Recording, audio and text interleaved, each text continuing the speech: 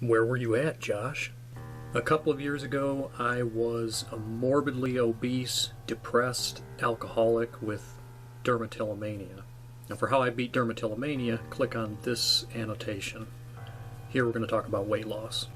At my heaviest, I weighed 325 pounds. I was drinking a six-pack of beer every single night, at least. Daily, I was eating entire pizzas. I was eating fast food meals with several cheesy, bacony, special saucy burgers, truckloads of fries, and I was drinking industrial vats full of soft drinks.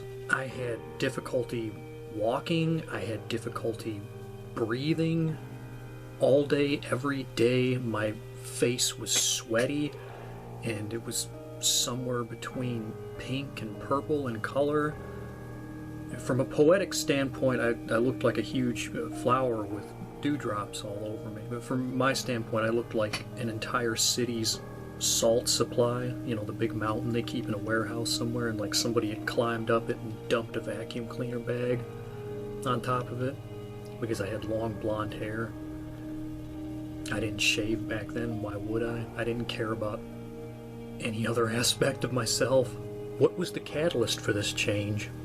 I was inspired by something that late great rock star Johnny Ramone had told an interviewer when asked why he stopped getting into trouble as a young man. Johnny just said to himself one afternoon, "This isn't going to work. This isn't going to work." That's what I said to myself when I looked in the mirror one afternoon. I was falling in love with a girl, and all of a sudden, I was thinking about the future, the long term, about who I'd have to be in order for a relationship to work. And yeah, the way I was, it wasn't going to work. What were the initial steps you took? I knew I had failed in past attempts to lose weight because I had tried to make too many drastic changes too suddenly. I decided that this time around, I had to slow down.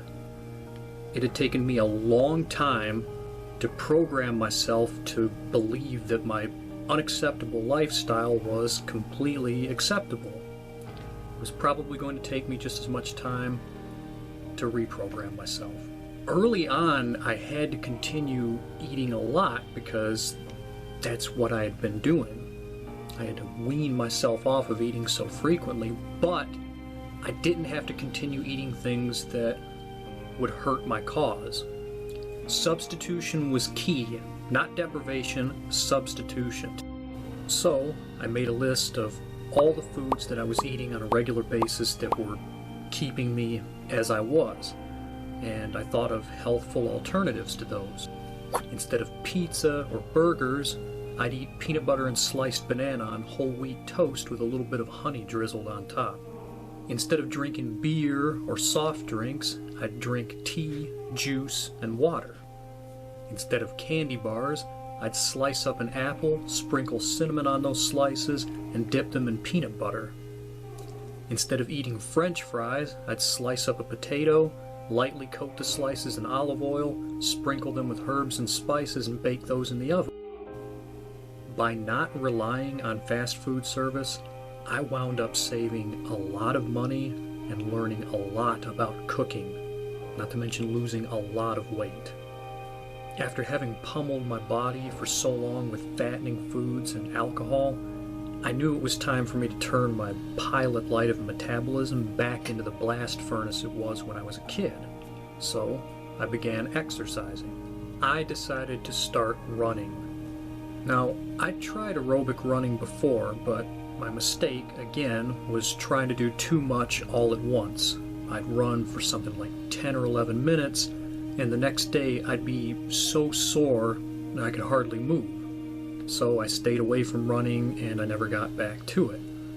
So, again, this time around I decided that I had to move slowly with this positive change. On my first day, I ran for 1 minute. Just 1 minute. I wanted to run for more, but I would not allow myself to. The next day, I ran for 2 minutes. The third day, I ran for 3 minutes. I kept tacking on 1 minute of running each day. And by the end of 1 month, just 1 month, I was able to run for 30 consecutive minutes. I'd done this so gradually that I went from being somebody who never ran at all to being somebody who could run for a half an hour. And I did that in just 1 month because I did it so gradually. What did you do next? I expanded my exercise routine to include a little bit of lifting and push-ups. And I started allowing myself cheat meals. Not cheat days, cheat meals. In the past I'd had cheat days and it didn't work out for me. On cheat days, it seemed like I couldn't possibly order enough from places that day, and I really went overboard to make up for all those days that I'd stayed away from the really good tasting bad stuff. And it usually led to me indulging more and more frequently on non-cheat days. So, every now and then, I'd allow myself a couple of slices of pizza for lunch, but by dinner, I was right back on it. And this was empowering. After having dipped into the forbidden foods a few times and gotten right back on track, I lost the fear of falling off the wagon entirely. My confidence grew, and it got easier and easier and easier. If you're struggling to lose weight, Josh wishes you good luck, and so do I. But just remember, Josh is not a doctor. Don't do what he did. If you want to lose weight, talk to your doctor first. Josh is just sharing his story.